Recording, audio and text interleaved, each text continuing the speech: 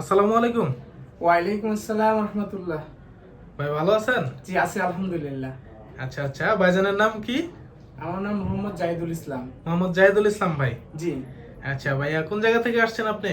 আমি চাঁদপুর থেকে আসছি। চাঁদপুর থেকে আসছেন না? জি তো আজকে আপনি আমাদের অফিসে কেন আসছিলেন? আমি আজকে আমার বাইরে যাওয়ার জন্য যা যা ডকুমেন্টস দিছি এই ডকুমেন্টস গুলা বুঝে নেওয়ার জন্য।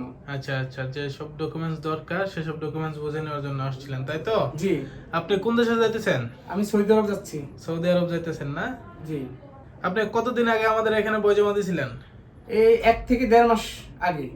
আচ্ছা, 1 থেকে 1.5 মাস আগে বই জমা দিয়েছিলেন, এর মধ্যে হচ্ছে আপনার সমস্ত ডকুমেন্ট চলে আসছে, তাই তো? হ্যাঁ সবকিছু চলে আসছে। তো আপনি কি আলহামদুলিল্লাহ। আমাদের সার্ভিসে সন্তুষ্ট?